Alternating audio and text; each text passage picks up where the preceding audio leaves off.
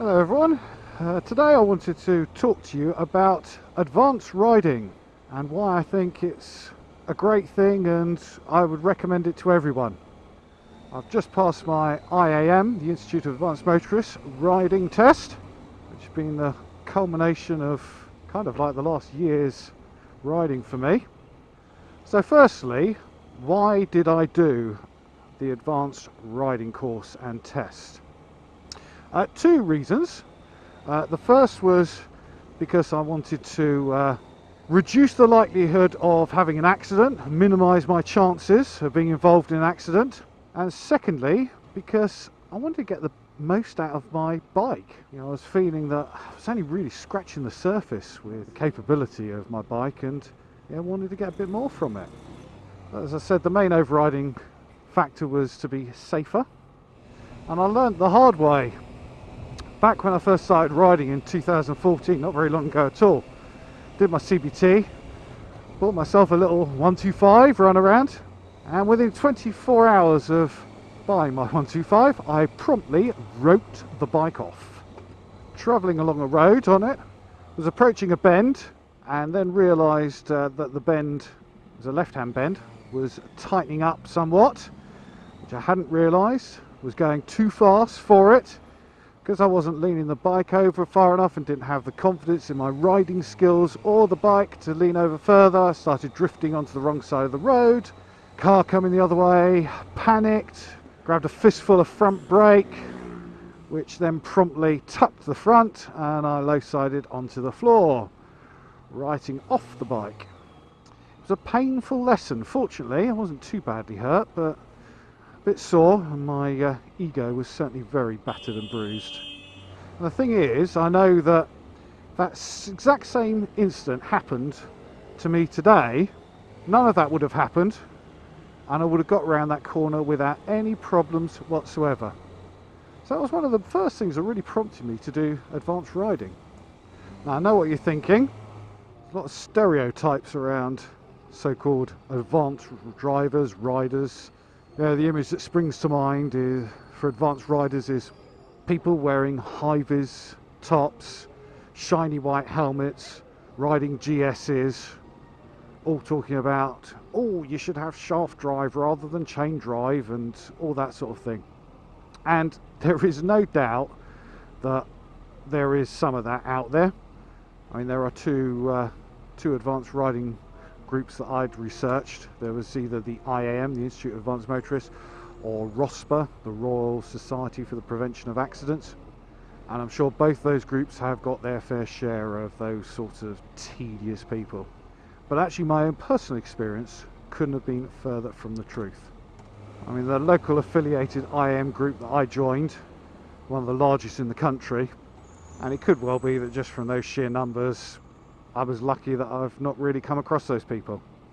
People that I came across were all passionate about their motorcycles, whatever that may be, from cruisers all the way through to full-on superbikes. They were also people that would use any excuse possible to get out and ride, wind, rain or shine. And when I say go out and ride, I don't mean ride, I mean really ride. And they were also really genuine, generous people who were more than happy to give up their time to pass on their skills, wisdom and experience, all free of charge. So what happens with this advanced riding? Well, you join a local affiliated group and you get assigned what they call an observer, and it's someone who coaches, mentors, tutors you through the whole process. You'll arrange in your own convenience and time to go out on a number of rides, and they will observe you, what they call observed rides. They themselves are all trained up to offer that critique, and after each ride you'll get a run report, a report on how your riding's been and areas for development to work on, and they'll stay with you all the way through until you're up to the standard to take the test. Now, I've heard a lot of people say that if you get the right observer, you have a fantastic experience. If you don't get the right observer, it's not so great. I was lucky, I had a great observer. She was fantastic, gave me loads of confidence, loads of feedback.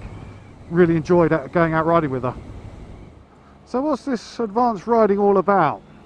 Well, through your training and development, you'll learn loads of acronyms and various other bits and bobs, but fundamentally it's built on the 4 S's as it's explained to you. So those 4 S's are safety, systematic, smooth and speed. So the first thing, safety, is kind of the premise that everything is built around. It's always your first priority, being safe. And the whole safety aspect of advanced riding is, as I said, encompasses, it's the building block. So whether it be from your road positioning to give yourself the maximum safety bubble around you, to negotiating hazards, whatever it may be, safety is always the key component and priority. I mean, don't get me wrong, you can be safe, and safety is tested in the normal DVLA riding test on your module 2, but this is about making you even safer. It's increasing those margins. As you know, riding as a motorcyclist, you're very vulnerable, especially with other traffic. So anything you can do to better your chances, increase your margins of safety, is brilliant. So the second one is about being systematic. And if you've ever spoken to an advanced rider, you will have heard them referring to the system. And it's something that was based and designed for emergency service rider training, you know, police, paramedics, all that sort of thing. And the stuff you learn about and do on the advanced course is pretty much the same, apart from obviously you're not doing the pursuit training side that the police do, or the high-speed blue light response training that people like paramedics do. But the system is what all advanced riding is based on. Yeah, it's not rocket science, it's not voodoo. It's just a simple, logical approach to every aspect of your riding, to your planning, your preparation and execution. And it's something that sounds really kind of geeky and techy and difficult when you first start out. And I'll be honest, it is a bit odd because you're kind of constantly thinking about this system, which I won't go into the details of here, it'd take too long. But after a while, the more you do it, like anything you practice on in life, it starts to become second nature. You start thinking about it on a subconscious level. It becomes embedded in your riding. I mean, to give you an example of using the system, part of that has so increased my forward visibility, how far I'm looking up the road, what I'm seeing, picking up those little clues that are around there, that we've all had them. And I'm not saying by doing this advanced training that you never have these. You're just, as I said, minimising the chances of these sort of things happening. That we've all had it when you're out riding and all of a sudden someone pulls out in front of you or something happens and you get that real, oh Jesus, that was a close one, and you hopefully have avoided it, but it really kind of gets the heart pounding. Yeah, I've had my fair share of those, particularly riding in London. But do you know what, since I started the training and employing some of the techniques, because I'm now looking so much more ahead, because I'm planning, I'm always considering that what if, far more than I ever used to. And it's got to the stage where those moments that might have been, oh, close call, don't even get to that stage because I've already recognised, seen, spotted, and it doesn't develop into anything further. The third S, smoothness, is the key to real advanced riding. You all know that, if you're approaching a bend and you're ham-fisted on the controls, either on the brakes or on the accelerator, it can really unsettle the bike. Smoothness is the key to everything. And you can be really smooth by prior planning.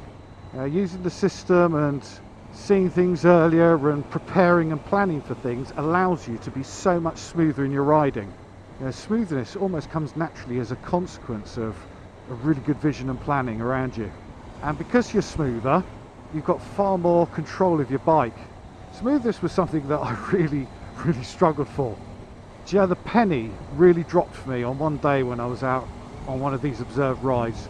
It was quite some way into my training. It was probably only about 4 months ago that this happened.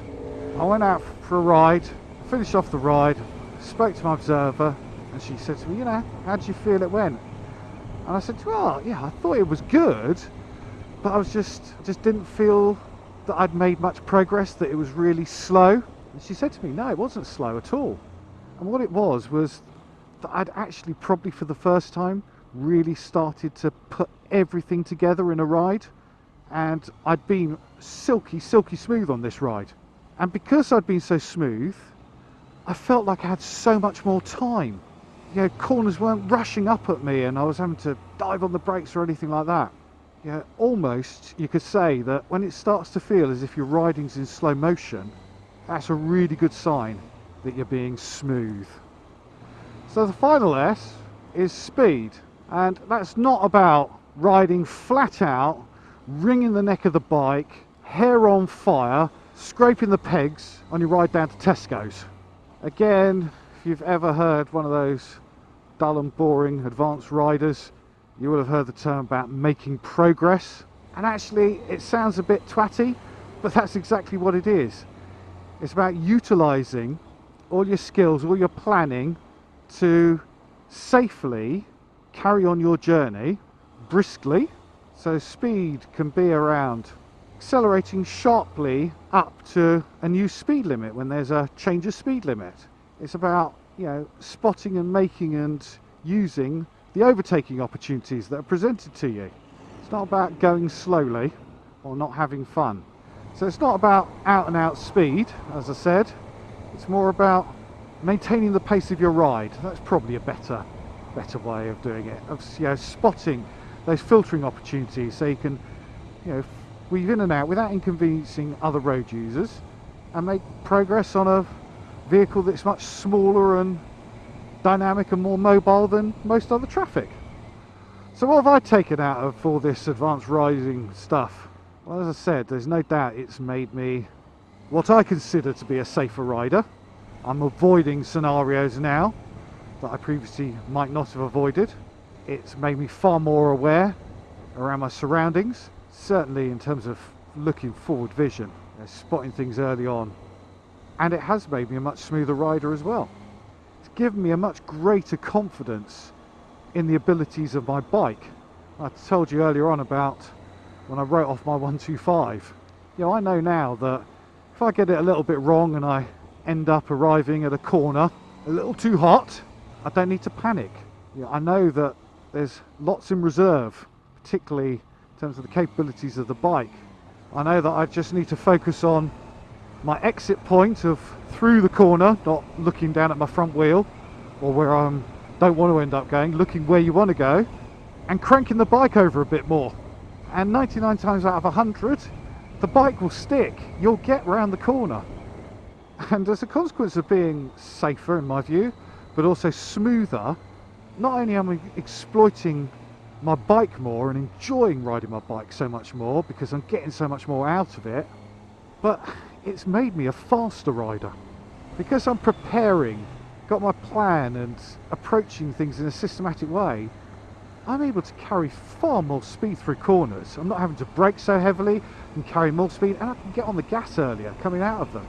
So it makes your riding far more enjoyable. But to me, the real thing about the advanced riding that I've done, that if it hadn't sold me beforehand, completely did, and that's this. I love going out for a good blat on some twisty roads. I mean, tell me someone who rides bikes that doesn't. And I'd go out and I'd ride pretty hard. Yeah, it wouldn't be unusual to have one of those bum clinching moments. You know, that kind of thing where, you know, smell it, I was sitting in it. You really overcooked it, you've kind of taken it right to the edge, and you think, whoa. Often I'd feel like I was riding at 10 tenths, absolutely right on the limit. Now that's fine, but what happens when you run out of talent? When you're riding at 10 tenths and you run out of talent, there's a good chance it's going to end in tears. And what this advanced riding has done for me, it has made me ride in a completely different way. So much so that I can go out and I can get just as much of a buzz from hitting those twisties as I used to. And I'm probably doing it a little more rapidly than I was before. But actually, now I'm hardly ever getting those bum clenching moments. And I feel like I'm riding at, say, 7/10. I feel like I've got stuff left in reserve. That if I run out of talent, that there's that bigger safety gap and margin. And if, you know, a year's learning, mentoring, training can do that to me, whoa, I mean, why doesn't everyone do it? It's a no-brainer, isn't it? Absolute win-win. Get more out of my bike, enjoying my riding more, greater safety margin. Absolutely fantastic. And so that's why I would highly recommend it to anyone. You know, we are never too old, never too experienced to learn something new. And the old cliche, every day's a school day. It is. Now, I'm not saying for one moment that having done this, that I'm an absolute riding god, that I'm the finished article. I'm not, far from it. But my riding is better. It's at a higher level than it was before. And whilst I still make mistakes, I'm now making less mistakes. And when I do make mistakes, they're more minor and not going to end up with me splattered all over the bonnet of a car. And that could still happen, obviously. Yeah, I think I've minimised the risk just that little bit more. So my final thing to say is do it, but don't get complacent. Don't be arrogant when you have done it. Don't think, oh yeah, I've done this. Less than 1% of motorcycle licence holders in the country have got an advanced qualification. Yeah, okay, that's the fact. But that doesn't mean you can't have an accident as much as the next person can be. Always look to be striving to improve your riding, to ride to a better and higher standard. And if you do that, I'm sure you'll get so much more out of motorbiking. So I hope you found that interesting. If there's anything you disagree with, let me know. Likewise, if anyone else has got experiences of advanced riding, both positive and negative, love to hear them. Shove your comments in the usual place. But until next time, ride safely, enjoy your riding, and I'll see you soon. Cheerio.